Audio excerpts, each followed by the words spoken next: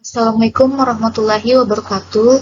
Perkenalkan, nama saya Yamna Adelia dari kelas 1A D4 Administrasi Bisnis. Di sini saya ingin menjelaskan mengenai materi gambaran umum ilmu ekonomi. Sebenarnya apa sih ilmu ekonomi itu? Jadi, kata ekonomi berasal dari bahasa Yunani yaitu oikonomia yang berarti pengaturan rumah tangga, di mana ilmu ekonomi merupakan ilmu yang mempelajari tentang bagaimana aktivitas manusia dalam memenuhi kebutuhannya.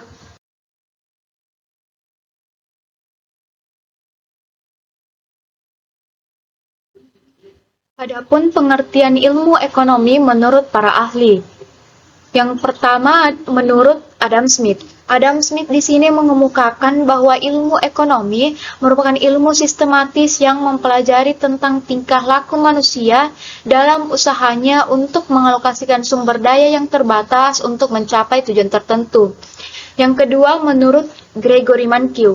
Gregory Mankiw di sini menjelaskan bahwa ilmu ekonomi merupakan ilmu yang mempelajari tentang bagaimana cara masyarakat dalam mengelola sumber daya yang langka.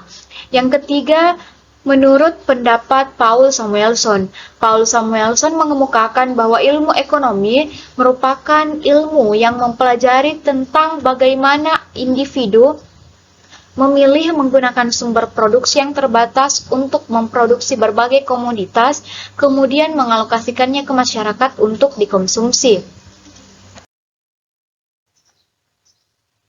Selanjutnya, kita akan membahas mengenai masalah dasar ekonomi. Masalah dasar ekonomi ini disebabkan oleh adanya kekurangan atau kelangkaan. Kelangkaan dalam ilmu ekonomi terjadi karena adanya ketidakseimbangan antara sumber daya ekonomi yang terbatas dengan jumlah kebutuhan hidup manusia yang tidak terbatas. Adapun faktor-faktor dari kelangkaan yaitu dikarenakan adanya pertumbuhan penduduk. Jika pertumbuhan penduduk bertambah, maka kebutuhan hidup juga akan bertambah, sedangkan alat pemuas kebutuhan hanya terbatas untuk memenuhi kebutuhan hidup manusia yang tidak terbatas. Selain dari faktor pertumbuhan penduduk, kelangkaan juga terjadi dikarenakan adanya perbedaan letak geografis. Perbedaan letak geografis ini dapat menjadi penyebab kelangkaan sumber daya ekonomi. Kita dapat melihat kasus ini dari beberapa wilayah yang memiliki tanah yang subur dan yang tidak subur. Akibat dari perbedaan tersebut, sumber daerah di daerah yang tidak subur, tanahnya lebih sedikit dibandingkan dengan wilayah dengan tingkat kesuburan tanah yang tinggi. Masalah pokok ekonomi yang kedua, yaitu kebutuhan masyarakat, di mana yang dimaksud dengan kebutuhan masyarakat ini yaitu keinginan manusia atau masyarakat untuk memperoleh barang atau jasa. Keinginan untuk memperoleh barang atau jasa dibedakan menjadi dua, yaitu keinginan yang disertai untuk membeli dan keinginan yang tidak disertai untuk membeli. Adapun dalam teori ekonomi, terdapat dua cara menggolongkan jenis-jenis barang dalam perekonomian. Yang pertama yaitu berdasarkan kepentingan barang tersebut dalam kehidupan manusia. Barang-barang tersebut dibedakan kepada barang inferior, yang dimana barang inferior ini merupakan barang yang banyak diminati oleh orang yang berpendapatan rendah. Contohnya, ubi kayu diganti dengan beras jika pendapatan naik. Barang esensial merupakan barang kebutuhan pokok atau sembako. Barang normal, suatu barang dinamakan normal apabila mengalami kenaikan dalam permintaan sebagai akibat dari kenaikan pendapatan. Contohnya, televisi atau peralatan rumah tangga. Barang mewah.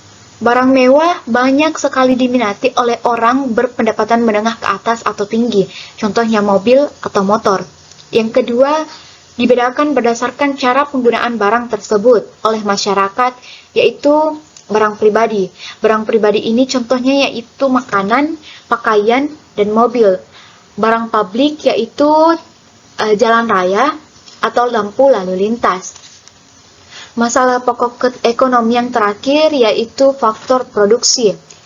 Yang dimaksud faktor produksi adalah benda-benda yang disediakan oleh alam atau diciptakan oleh manusia yang dapat digunakan untuk memproduksi barang-barang atau jasa. Adapun faktor-faktornya yaitu tanah dan sumber alam merupakan faktor yang disediakan oleh alam, meliputi tanah dan berbagai jenis barang tambang dan hasil hutan. Tenaga kerja meliputi jumlah pekerja dan keahlian atau keterampilan yang dimiliki pekerja tersebut. Modal di sini merupakan benda yang diciptakan manusia untuk memproduksi barang-barang dan jasa yang mereka butuhkan.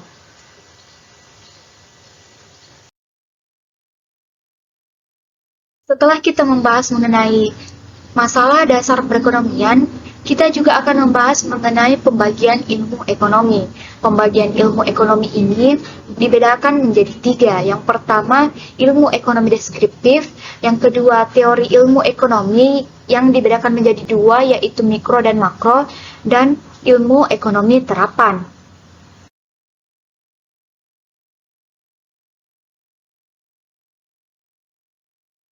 Ilmu ekonomi deskriptif. Ilmu ekonomi deskriptif merupakan ilmu yang menganalisis dan menggambarkan kondisi ekonomi yang sebenarnya berdasarkan fakta-fakta yang terjadi dalam perekonomian. Dengan ilmu ekonomi deskriptif, kita bisa lebih dalam menganalisis gambaran, kondisi, serta fakta-fakta apa saja yang terjadi di dalam suatu kegiatan atau lingkup perekonomian. Agar gambar tersebut valid, maka data yang dikumpulkan harus berupa fakta atau pada kenyataan yang sebenarnya. Data-data yang dikumpulkan juga bervariasi, bisa angka, grafik, kurva, dan bentuk kajian lainnya. Pembagian ilmu ekonomi yang kedua yaitu teori ilmu ekonomi, di mana teori ilmu ekonomi ini dibagi menjadi 2, yaitu ilmu ekonomi mikro dan makro. Ilmu ekonomi mikro merupakan cabang ilmu yang mempelajari tentang aktivitas manusia di tingkat masyarakat. Contohnya yaitu kegiatan jual beli, bekerja, investasi pribadi, dan lain-lain. Ilmu ekonomi makro. Ilmu ekonomi makro merupakan cabang ilmu yang mempelajari tentang aktivitas ekonomi secara keseluruhan. Contohnya yaitu inflasi, di mana yang dimaksud inflasi ini yaitu kenaikan harga barang dan jasa secara umum dan terus-menerus dalam jangka waktu tertentu. Dan contoh ekonomi makro yang kedua yaitu fenomena pengangguran. Pembagian ilmu yang ketiga yaitu ilmu ekonomi terapan. Ilmu ekonomi terapan merupakan salah satu cabang ilmu ekonomi yang menelaah tentang kebijakan yang perlu dilaksanakan untuk mengatasi permasalahan-permasalahan yang timbul akibat perekonomian atau dalam perekonomian.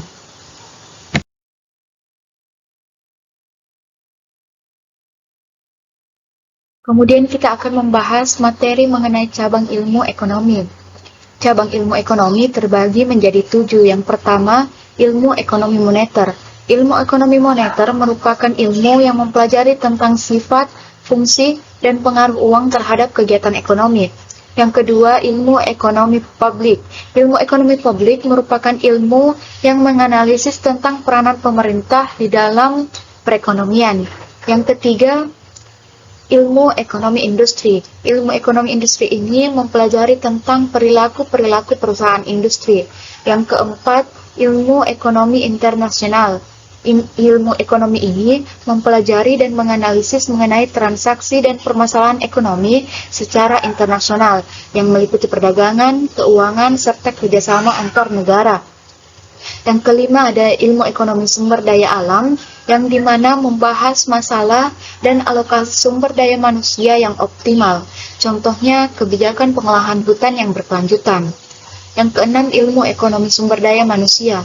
Ilmu ekonomi ini merupakan ilmu yang diterapkan untuk menganalisis pembentukan dan pemanfaatan sumber daya manusia yang berkaitan dengan pembangunan tersebut. Yang terakhir ada ilmu ekonomi syariah, yang dimana ilmu ini mempelajari tentang perilaku manusia dalam usahanya untuk memenuhi kebutuhan dengan alat pemuas kebutuhan yang terbatas dengan sesuai ajaran agama-agama Islam.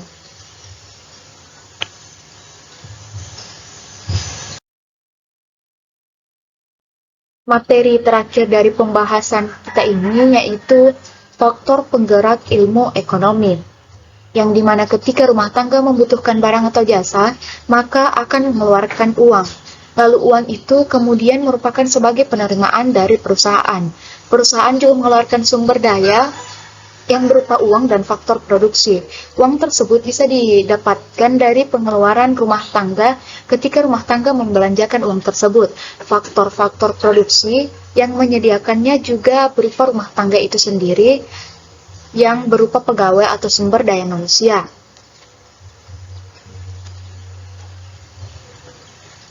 Sekian penjelasan saya mengenai gambaran umum ilmu ekonomi.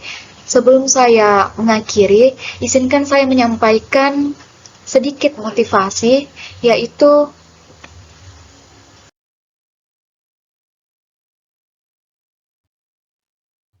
struggle that you do today is the single way to build a better future.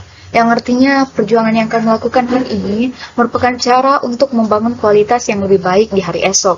Semoga apa yang saya sampaikan bisa menjadi bekal untuk kita semua di kemudian hari. Wassalamualaikum warahmatullahi wabarakatuh.